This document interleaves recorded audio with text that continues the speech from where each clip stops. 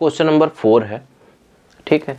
अब देखते हैं पहले क्वेश्चन क्या गिवन है। तो क्वेश्चन हमें गिवन क्या है कि गिवन है 15 cot a equal to 8, find sine A and sec ए।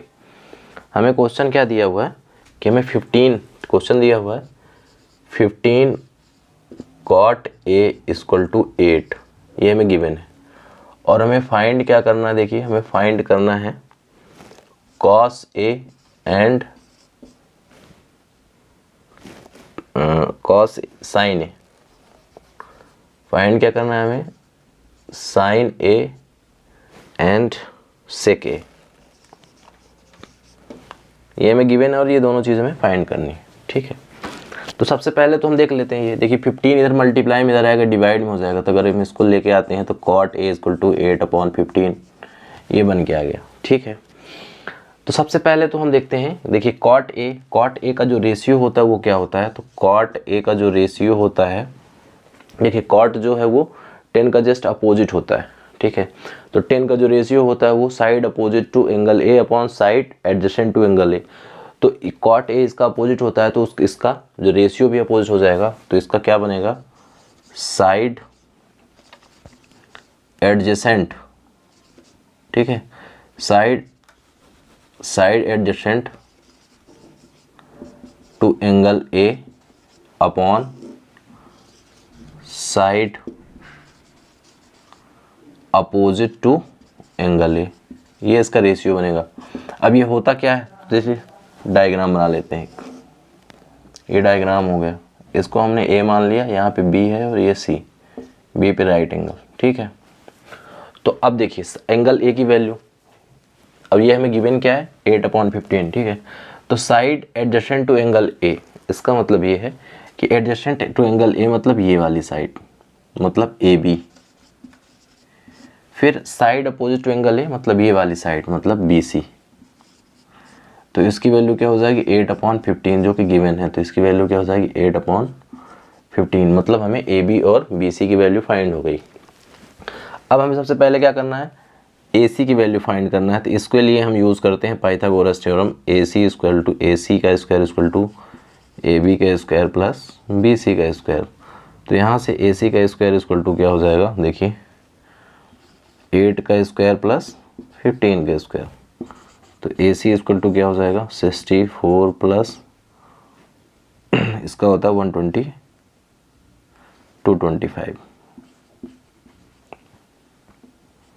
अगर हम इसको ऐड करते हैं, ठीक है, तो क्या हो जाएगा, देखिए 9 4 और 2 6 एंड 8, गलत कर दिया हमने, 9 8 289 आ गया, ठीक है। ए सी की वैल्यू क्या आ जाती है 289, इन दोनों को ऐड करने पे क्या आ जाता है 289। और ए सी जो होता है, ठीक है, इसका जब रूट निकालेंगे तो ये होता है 17 का स्क्वायर। तो ए सी की वैल्यू क्या आ जाती है 17, ठीक है। तो हमें तीनों साइड में पता चल गई कि ए बी की वैल्यू क्या है, बी सी की वैल्यू क्या है और ए सी की वैल्यू क्या है। हमें देखिए फाइंड क्या करना था, सबसे पहले फाइंड करना था साइन ए। तो साइन ए का पता ही है क्या होता है, side opposite to angle A upon side upon hypotenuse. तो यहाँ से साइन ए की वैल्यू क्या हो जाएगी, देखिए बी सी अपॉन ए सी, तो हो जाएगी 15/17, ये साइन ए की वैल्यू। अब हमें क्या निकालना था, सेक ए की वैल्यू। सेक ए जो है वो कॉस का उल्टा होता है। तो कॉस का जो वैल्यू निकालने का जो रेशियो होता है कॉस का, वो क्या होता है side adjacent to angle A upon hypotenuse. तो यहाँ इसका उल्टा हो जाएगा, तो हो जाएगा क्या hypotenuse upon side adjacent to angle A. तो इसकी वैल्यू क्या हो जाएगी, देखिए इसकी वैल्यू हो जाएगी ए सी अपॉन ए बी। तो सेक की वैल्यू क्या निकल आएगी 17/8, ठीक है। ये फाइंड करना था, निकाला है। फिर समझ लेते हैं क्वेश्चन नंबर 4 है। क्वेश्चन नंबर 4 में हमें गिवन गया था 15 cot a इक्वल टू 8, ये हमें गिवन था। और हमें फाइंड क्या करना था, साइन ए फाइंड करना था हमें, sign A and cos A, दो चीज़ें हमें फाइंड करनी थी।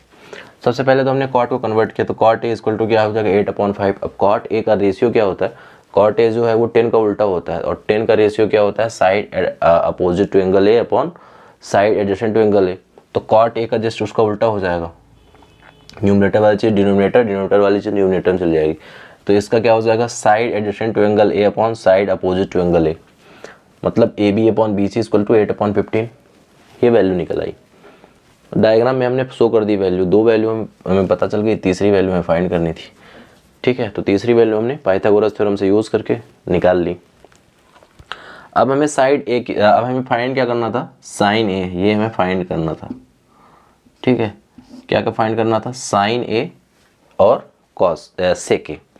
तो साइन ए का जो होता है वो क्या होता है, side opposite to angle A upon hypotenuse. तो इससे साइड अपोजिट टू ए क्या हो जाएगा, BC अपॉन AC, 15/17 आ गया। फिर सेक जो होता है वो कॉस का उल्टा होता है। ठीक है, तो इसका रेशियो भी उल्टा हो जाएगा, तो hypotenuse upon side adjacent to angle A. यहाँ से हमारा AC अपॉन AB इक्वल टू 17/18 ये निकालना था, ये दोनों चीज़ निकालनी थी, निकल के आ गया।